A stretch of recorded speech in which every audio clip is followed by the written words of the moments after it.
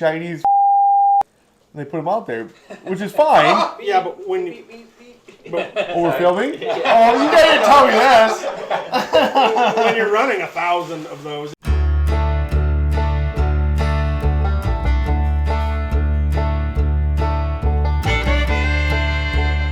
Alright, so here, we're here, it's down in Mound City. No, go ahead, sorry, do your thing. Yeah. Okay, we're... Just sit back. Yeah. There you go. Oh, I Yeah. gotta see want your me- handsome face. Remember, you Oh, got a yeah, microphone right in front of you, bub. For some Mound City Mayhem. Yeah. Yeah, so we're down here in Mound City, Missouri, doing a little Mound City Mayhem. We're here with Squaw Creek, and here's Joe's the main guide, and we're sitting here having a conversation with them, just kind of learning things about what goes down here and how the flight comes and goes, and anyways, So how long have we been doing this, Joe? This is my 22nd, be my 21st spring chasing white geese.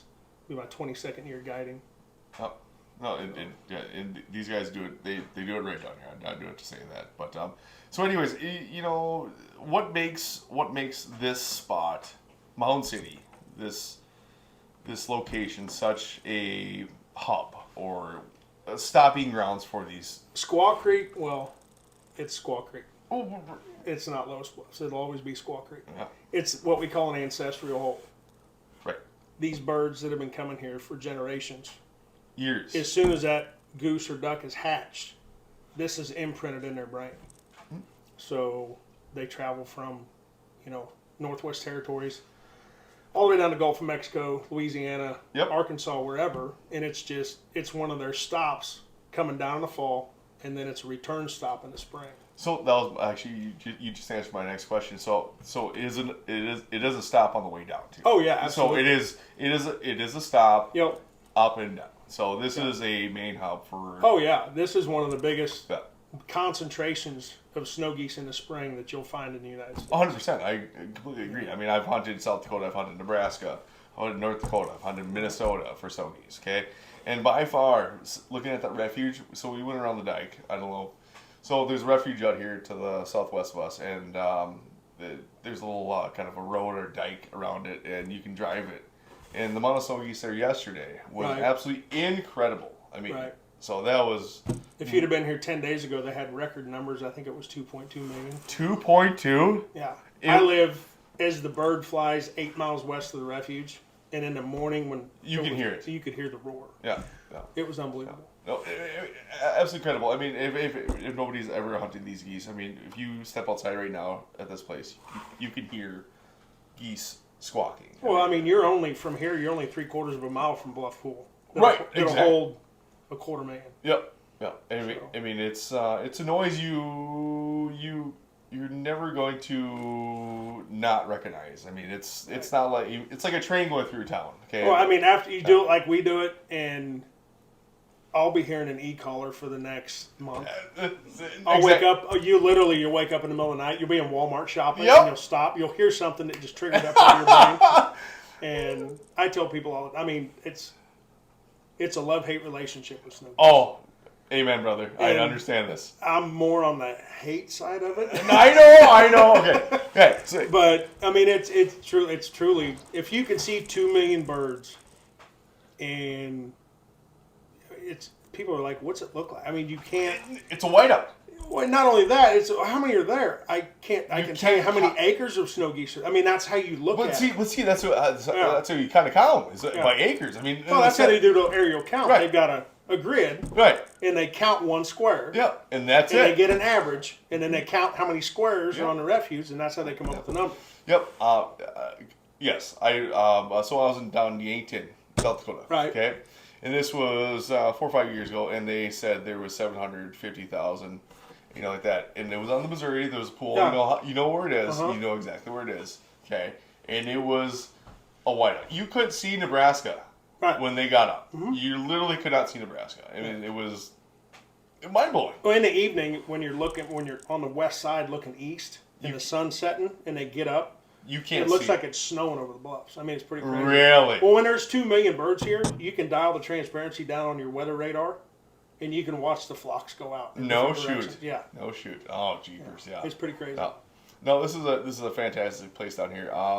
And then are you do you live down here now? Or you, I've lived up here full time since 2017. oh, so you I've guided in the bottoms for 22 years, but Okay. I've lived up here since 17. okay? So you understand everything that's going on. Oh, and yeah. yeah. I mean, It's it's incredible. Yeah, no, if you guys ever have a chance to do this, come down here to Squaw Creek, please. These guys put a great show on, and they have everything dialed in just perfect. It's phenomenal. I don't know about perfect, but we try. Well, nobody's perfect. I mean, we're not. No, we're human beings. We're no one's perfect. See, I mean, honestly, though, Scott's laid the groundwork for this over the years, and he has right. given me a very, I mean, it's an opportunity of a lifetime as far as I'm concerned. Yep. You know, to help him run the business and logistics. Scott's the owner of Squaw Creek. Scott Croner's Yeah. owns Squaw Creek Yeah. Hunt Club, Yeah. guide service. Yeah, great guy, So- nice guy, very nice guy. So no. Yeah, it's a passion. Oh, you know? of course. I mean, I've been doing this for 9 years, and you know, like what you said earlier. Okay, so they're by far for waterfowl hunting. Right. Snow geese are the most frustrating, the Oh, challenging, by far. and the most hated birds Yeah. in the air. Okay, because there's so many of them. In a sense, there's so many of them. There's so Right. many eyes. You know, I hunted snow geese. I refuse to hunt snow geese in the fall. Right. Okay. That's the best time we had this year. Really, the fall? It was ridiculous. No. We killed Stop. in the last half of November and the month of December. We killed 500 snows with mouth calls. No shoot. Yeah. I called the blue one today with a mouth call. I tell you what, I mean, I keep telling guys, you know, nothing's working right now. No, and It is so frustrating. You know, shut the e-collars off, try mouth call. Try So- no call. No, You know? seriously, we shut down the e-collars or put it on like low volume and just Right. started mouth calling. I mean, me and Tyler and Drew, we had mouth calls Yeah. like that, and they reacted so differently. Oh, I yeah. mean, they were. I mean, all of a sudden they're flying. Oh no! Oh No. oh! Let's just check this out for a Yeah. second. You know, Or hit them with a speckle belly call this time of year. see, I didn't bring my spec with me. But, you know, Yeah, those darn. a little bit of confidence. Yeah. Oh. You know how many times I've been screwed by dark geese, especially the speckled bellies. You know when they come through and you got. Yeah, I don't even want to talk about I know. You I've and me hunted both. speckle bellies from Canada to Oh! Arkansas, In those. and Oklahoma and Texas. in those And pricks. you get in Holt County, Missouri with the speckle belly in the fall, you can't do anything with him. Really? Nope. I mean, I had a week this year where I consistently called in specs, but before that and after that, it was, I mean, you'd hit them with a call, and they might turn and look, but they won't. It just. I don't know. I don't get it. But I mean, like you said, and I told a guy this the other day, for all you whitetail hunters, imagine chasing a 7-year-old buck Right. times 100,000 every morning and every night. And we had a similar conversation earlier. You know, Right. It's like, yeah, we're hunting an old buck. Oh, yeah. Or every Yeah. freaking trick in the buck. Okay. Mm-hmm. You know, they see it on the way down. Yeah. And they see it on the way up. Well, now they can use electronic collars in Canada in the fall. Oh, they can. Yeah. No way. Oh, yeah. You got to be kidding me. No. No. So there's so certain it's- provinces up there they can use electronic collars in the fall. Good So job. it starts up there. Good job, Canada. It starts up there, and then they get pounded all the way to where they rest, Yep. and then they get to the northeast corner of Arkansas, They which rest is like for- it is here. They rest for what? 1 day? Well, I mean, they hold up in Arkansas about the same amount of time they hold here because Yeah. typically it gives enough time for the snow to melt off and the water to open Yep. up here. But when they're down there, I mean, there's just as many outfitters in northeast Arkansas as there is here Oh, 100%. in the spring. Oh, yeah. So, I mean, they get terrorized down there. And then by the time they just, you figure, we talked about this a minute ago. One of Yeah. us, I can't remember. Yeah. I think one of the oldest snow geese in recent history was 26 years old. 26, yep. I heard 26, Okay, yep. so 26 times 2, up and down. Right. No, it's incredible. I know. What's that bird seen in a lifetime? everything? Exactly. Everything. Everything you can throw at it. Okay, it's heard prairie storm at least like 1,000 times. Oh, yeah. Okay, okay, and snow and the, Right. I mean, there's only so many different tracks you can run. right, exactly, Right. And the best ones obviously. But you drive around and everybody runs pretty much the same and track. then we all So, do. Okay, yeah. I mean, I run. Yeah. Yeah. So, so after this, I'll wait a couple weeks and I'll go. I have my old man up in North Dakota, so I'll go set my spread up in North Dakota, Mm-hmm. Right. and it's not as big as your guys' spread, but Right. I just like those juvies. How, Oh, yeah. you just Yep. want the juvie soup. Okay. Yep. And the lead edge burst, we all talk about the lead edge burst is just Right. tougher than hell to hunt. Okay, Yep. they're smart. It's, in the juvies, a juvie's kind of like a 2-year-old gobbler. Right, exactly. He makes you look like a superstar. Oh, 100%. So when you're up in North Dakota shooting snow geese, I'm gonna be down here shooting turkeys. So I'm ready for turkey season. No, I hear you. I'm gonna be in Nebraska at the end of the month for shooting turkey, so I'm excited for that too. So no, but yeah, no, this you have a great operation on here. This is thank you. Yeah. We try really hard to keep everybody happy. Yeah. Oh, 100%. We're glad all you happy. guys come down every year. Oh, you know what? We wouldn't miss this. This is great. This is absolutely great. So, all right. So Joe, we'll wrap this up right now. So let me ask you what Scott started, and then what you are trying to improve or do on Squaw Creek, and tell me a little bit more about Squaw Creek. I mean, when you established, kind of what your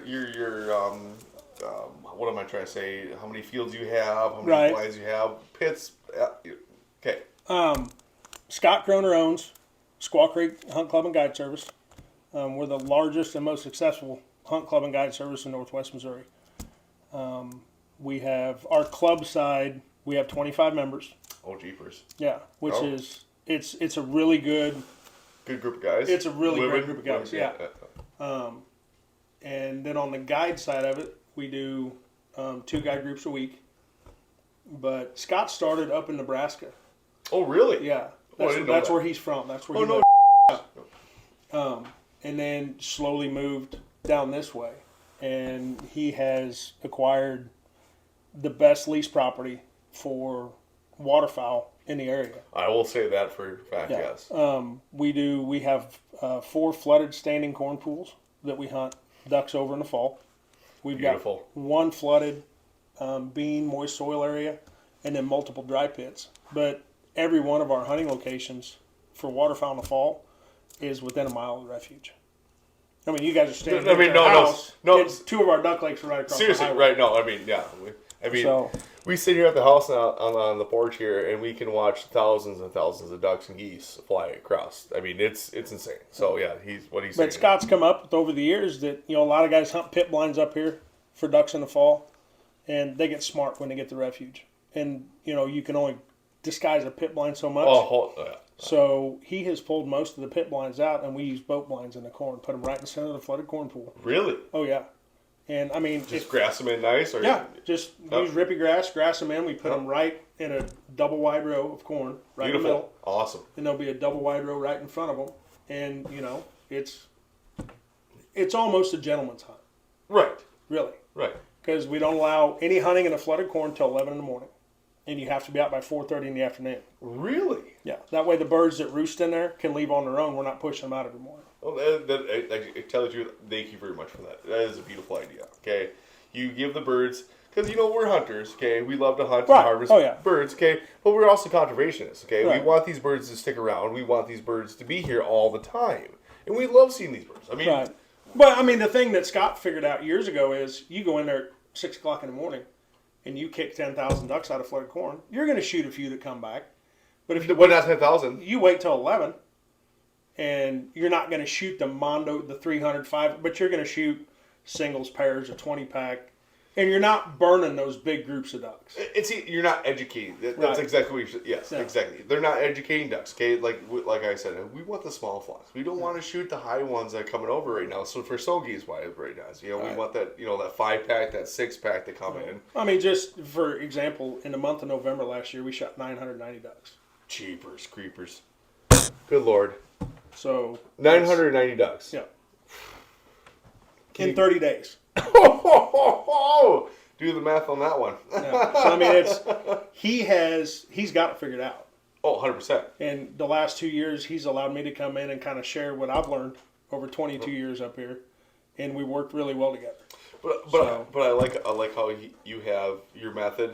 And his method, and I think there's not one method that works the best. I'm sorry. No, there is a different. You got typically no, but the way he's got it figured out here, and the way he and I have kind of moved things around the last couple of years, it's just like with the club, and I mean even with the guided part of it, it just makes everything go so smooth. It's smooth and it's successful. That's what we want. I mean, you're an entrepreneur. Scott's an entrepreneur. Okay, we're here to make money and have a good time. Like that. Right. And he's got this thing dialed in. I mean, by far. Yeah. And I worked for a couple other outfitters, and we shot some ducks. We had good days and bad days, But when you can consistently go into an area, take 4 guys in there Living. at 11 o'clock, and you're walking back the truck at 1 with 16 mallard drakes. You know, it's tough to beat. Yeah. That is very tough to beat. Yeah. I mean, there's very few places in this country that Yeah. can offer that. Right. I legitimately. I mean. So I mean, it's Yeah. it's special. You know, what I mean, Very it's- special. I have guys ask me all the time. Well, you know, if you had to pick one spot to hunt for the rest of your life, where would it be? Polk County, Missouri, right in my backyard. Mm-hmm. I wouldn't. I've hunted Canada. I've hunted Dakotas. I've hunted everywhere, and you know, Yeah. I'll take a flooded cornfield here any day. You betcha. So, You right, betcha. like the guys you down in Arkansas, you know, they rice is nice. But Rice is not. king. No. Yeah, you're not going to beat flooded corn. No. And I was explaining this. I was explaining to these guys. They, see the iron on their faces. On the on the beaks. I said they came from Arkansas because of the rice paddies. They were sitting in the rice fields. Well, and people don't realize snow geese eat like hogs. They Oh, grow. no. They root. They're very aggressive birds. They don't pick off the top. Nope. They go down and go for the roots, the berry grain, stuff like that. Yep. And that's why they're hurting their breeding ground.